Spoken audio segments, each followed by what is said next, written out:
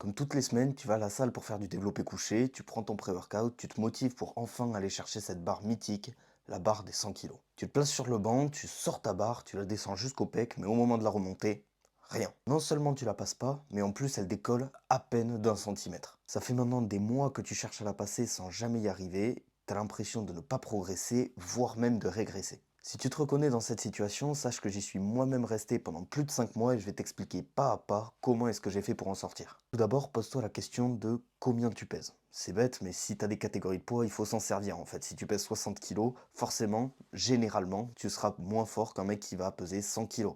Maintenant, est-ce que je te dis de faire une prise de masse jusqu'à 180 kilos? Pas forcément, ok? Il y a peut-être des circonstances qui vont faire que ça peut être plus intéressant pour toi d'être dans telle ou telle catégorie, mais comprends bien que ta catégorie de poids, c'est un des facteurs les plus importants pour ta progression au développé couché. Encore plus au développé couché, plus tu prends de masse, plus tu vas prendre de force sur le mouvement, puisque tu vas améliorer tes leviers, et ce, même si c'est pas du muscle, ok?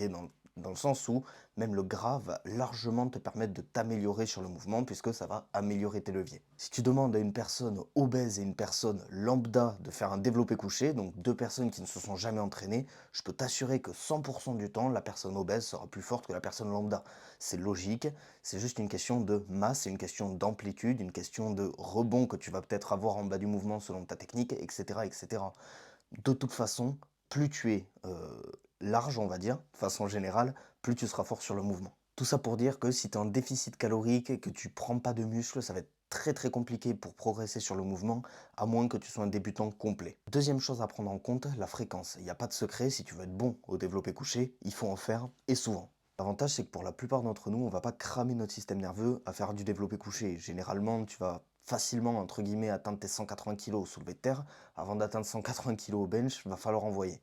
Si tu veux progresser sur ce mouvement, je t'encourage à le travailler entre 3 et 5 fois par semaine, tout simplement pour avoir le plus de fréquence possible, le plus d'habitude pour travailler également ta technique. Et c'est un des facteurs, comme je t'ai dit, qui est extrêmement important pour améliorer ton bench. Je sais que ça peut paraître énorme et que tu es sûrement déjà tombé sur des vidéos qui te disent de ne pas travailler les mêmes groupes musculaires 2 jours d'affilée.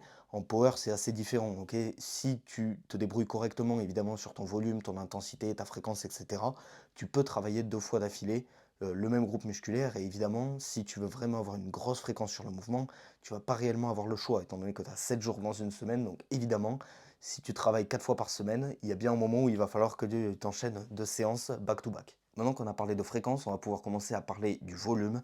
Et ça va être à 100% individualisé, dans le sens où je ne vais pas répondre à autant de volume que toi, etc., etc. Il y a des mecs qui progressent très bien avec 10 séries de bench par semaine. Il y a des mecs qui progressent très bien avec 40 séries de bench par semaine. Ça dépend de toi, ça dépend d'énormément de facteurs, mais malheureusement c'est à 100% individualisé et je ne peux pas te donner quelque chose qui va t'aider toi directement à progresser sans avoir étudié ton cas au préalable. Quelque chose que tu peux faire pour traquer un petit peu ton volume, pour voir qu'est-ce qui est efficace ou ce qui ne l'est pas, etc. C'est par exemple passer un mois à 20 séries de bench par semaine. Donc tu vas faire tes 20 séries de bench par semaine, ok, tu vois un petit peu comment tu réagis. Si à la fin de toutes tes séances, t'es courbaturé, t'es cramé, t'es HS, peut-être que ça peut être une idée pour le prochain bloc, donc tes prochaines 4 ou 6 semaines suivant comment tu programmes, de réduire un petit peu ce volume, donc peut-être faire, je sais pas, 3 séries de bench en moins par semaine, donc tu passes de 20 à 17, tu retestes, et donc là, soit tu es encore courbaturé, c'est super dur, etc., tu vois que mentalement ça devient dur et tout, soit vraiment tu te retrouves dans une situation où tu vois que ça passe à peu près, tu te sens plus ou moins bien sur le mouvement, tu commences à apprendre la technique et tout, et donc là tu peux te dire, ok, on est sur quelque chose. J'en ai parlé subtilement, mais tous les mouvements du style bench halter, extension triceps, etc. ne sont surtout pas à négliger. Le fait d'intégrer du bench halter, par exemple, dans mon cas, ça a été extrêmement bénéfique puisque ça me permet d'avoir une amplitude complète sur mon développé couché.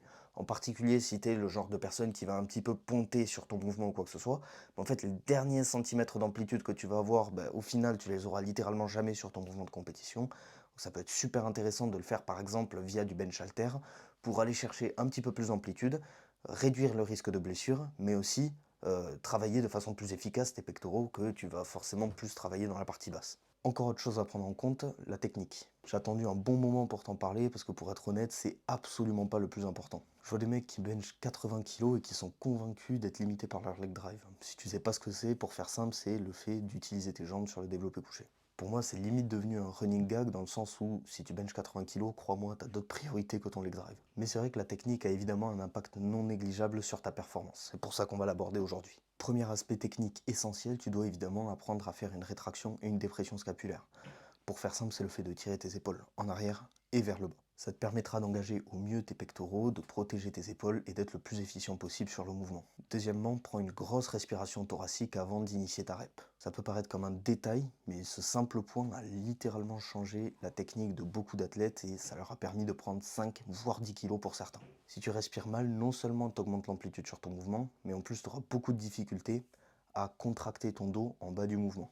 Pour finir, trouve un écartement de grip qui est adapté à toi et essaie de décider est-ce que tu es meilleur avec le poignet cassé, entre guillemets, donc vraiment comme ça avec la barre qui va reposer directement sur ton poignet, ou au contraire avec la barre dans l'alignement de ton poignet. Ça va dépendre de chacun, encore une fois, c'est individualisé. Maintenant vient la question fatidique, sync ou soft touch. Déjà, je vais te faire un bref rappel sur qu'est-ce qu'est le sync, qu'est-ce qu'est le soft touch. Le sync, ça va être le fait de laisser la barre s'enfoncer dans la cage thoracique, en bas du mouvement. Le soft touch, ça va être au contraire de venir effleurer la poitrine en bas du mouvement. Comme souvent, je vais te recommander d'expérimenter les deux et de voir un petit peu comment est-ce que ça se passe pour toi. Donc peut-être faire une séance en sync, une séance en soft touch. Généralement, le sync est plus adapté aux grosses catégories de poids, donc je dirais au-delà de 93 kg, et le soft touch en général en dessous de 83 kg. C'est évidemment des règles générales et il peut y avoir des exceptions, donc c'est pour ça que je te recommande d'expérimenter par toi-même. Encore une fois, si ton objectif est de prendre en force, je te recommande de travailler entre 3 et 6 répétitions, tout simplement parce que c'est là où tu vas construire généralement la plus grosse quantité de force. Tu n'auras pas assez de répétitions entre guillemets pour dégrader ta technique, mais derrière tu n'en auras pas trop peu pour te fatiguer entre guillemets ton système nerveux, même si on a vu qu'au début de la vidéo, tu vas pas énormément le fatiguer avec le développé couché, mais c'est pas pour autant que tu dois faire des singles à tous les trainings. Là, je te donne uniquement les règles générales, donc les choses qui vont te permettre généralement d'y arriver, mais comme d'habitude, comme je te le dis depuis le début de la vidéo, tout, absolument tout est individualisé. C'est pour ça que là, je te fais une vidéo générale. Tu peux t'en inspirer, etc., reprendre quelques éléments, mais le mieux reste évidemment de te faire suivre par un coach.